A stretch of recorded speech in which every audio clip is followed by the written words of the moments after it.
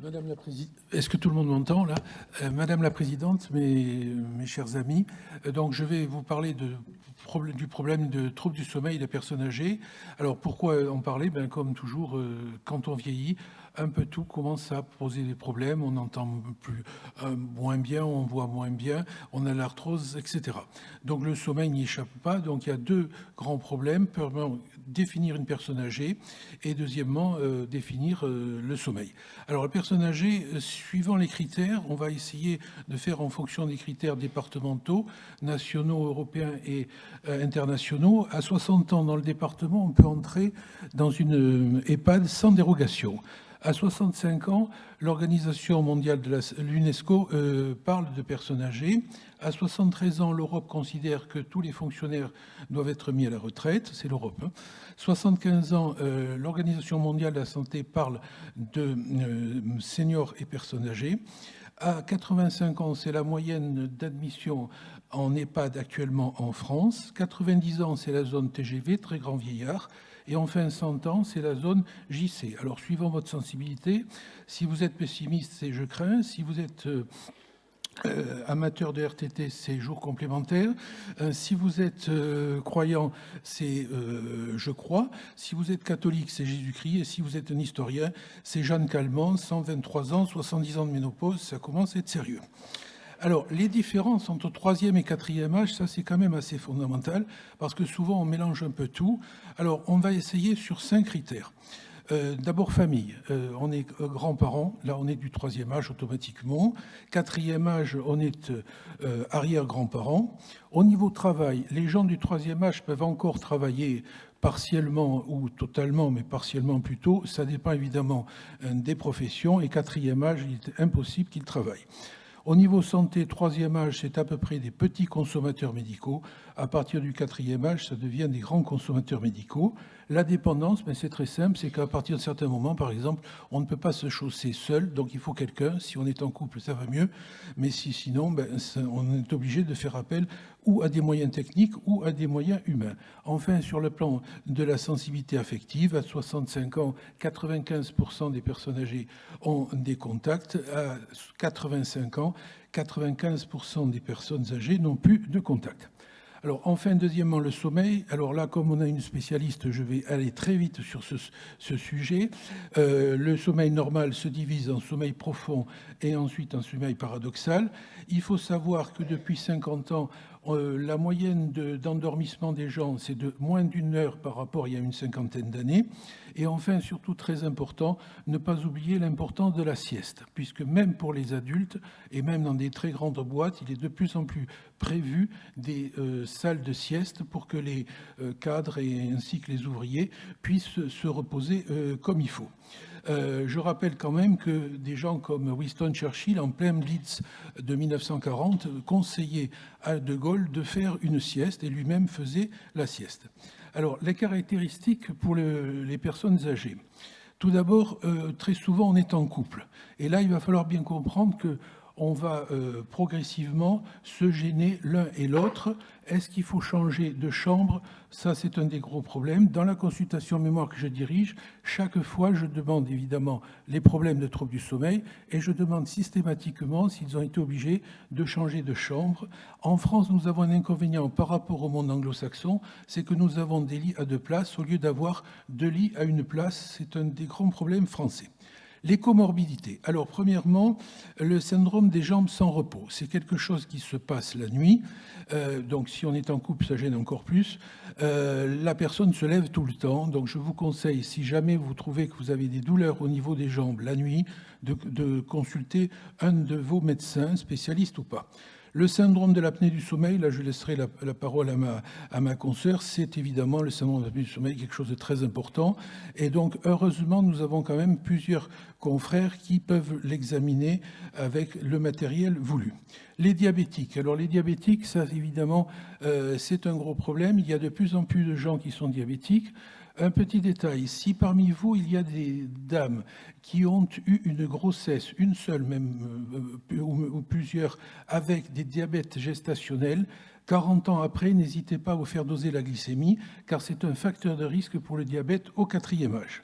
Et enfin, surtout, les problèmes des complications urinaires, ça c'est un des gros problèmes et je vais essayer de voir ce qu'on peut faire pour éviter tout ça.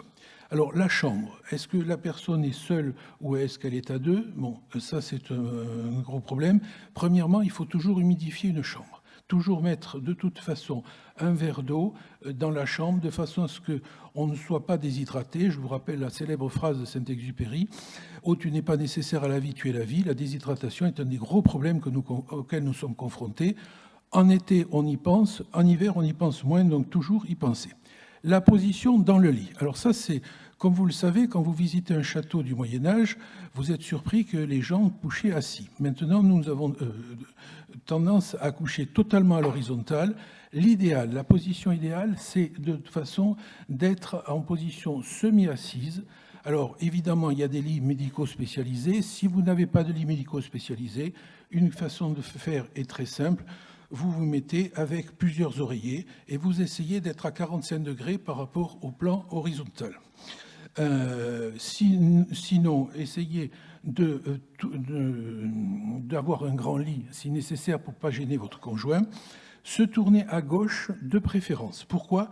Parce que comme ça, que ce soit le foie, que ce soit le problème cardiaque ou certains problèmes digestifs, c'est moins dangereux de coucher sur la gauche, je ne parle pas de politique, que de coucher sur la droite. Je me méfie de ce qu'on pourrait me faire dire. Alors, se relever la nuit. Bon, évidemment, vous avez, ma consoeur va en parler, toutes les insomnies, etc. La tendance à se lever. Alors là, pour se lever, il faut faire très attention.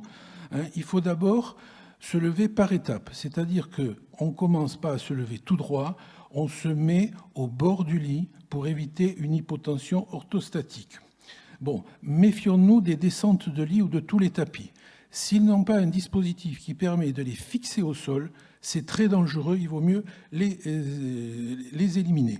Le problème des pieds, alors là c'est aussi un autre problème. Vous savez très bien qu'actuellement la mode c'est de faire des salles de bain avec une douche à l'italienne. C'est très bien, je ne conteste pas les douches à l'italienne.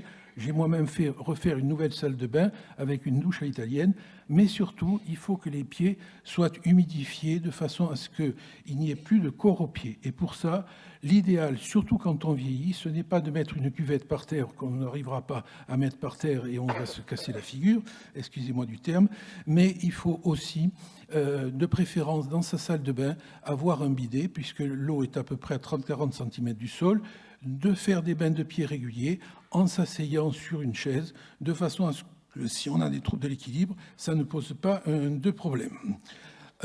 Enfin, les tisanes de nuit tranquilles, etc., sont tout à fait adaptées actuellement. Ne pas faire d'ordinateur à partir du moment du repas du soir. Bien suivre ces traitements en fonction des horaires tels qu'ils ont été prescrits par les médecins.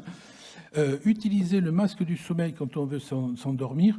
Je crois que j'en ai pris un. Bon, vous savez très bien ce que c'est que le masque du sommeil. Je vais essayer de le retrouver dans une de mes poches. C'est ceci, vous savez, que vous pouvez mettre et que les compagnies aériennes vous donnent très souvent. Vous le mettez comme ça et vous pouvez vous endormir plus facilement, surtout dans un couple où chacun a sa chronobiologie. C'est-à-dire qu'il y en a un qui va dormir à partir de 10 heures du soir et l'autre va atteindre 1 heure du matin. Ne pas hésiter, même si ça vous paraît bizarre, d'avoir une chaise percée pour éviter d'avoir à marcher trop longtemps la nuit, avec souvent un éclairage défectueux. Utilisez carrément des cannes anglaises si possible. Si vous avez besoin d'un déambulateur, de préférence, je prescris toujours un déambulateur 2 pieds 2 roues. Pourquoi? Parce que les 4 roues risquent d'aller trop vite et les 4 pieds risquent de vous faire passer en avant.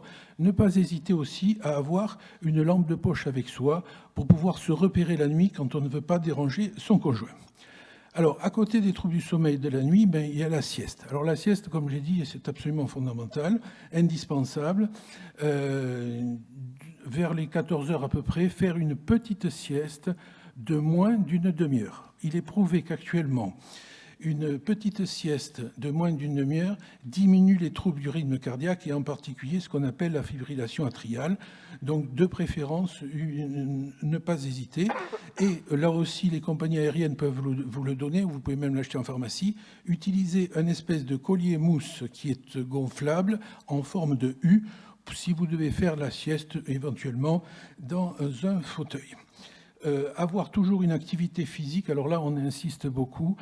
Si vous ne pouvez pas sortir de chez vous, n'hésitez pas à acheter, si c'est possible, un vélo d'appartement ou un tapis de marche. C'est indiscutable qu'on sait très bien qu'actuellement, même pour la maladie d'Alzheimer et toutes les maladies neurodégénératives, il faut absolument avoir une activité physique. En conclusion, je dirais, comme a dit Elisabeth, je ne vais pas reprendre tout ce qu'elle a dit, c'était très bien dit, qu'un bon sommeil, ça entraîne le manque de dépression et un bon vieillissement. Donc j'espère vous avoir ces astuces, vous avoir un petit peu permis d'avoir quelques points de repère. Je vous remercie de m'avoir écouté et je passe la conversation à ma consoeur.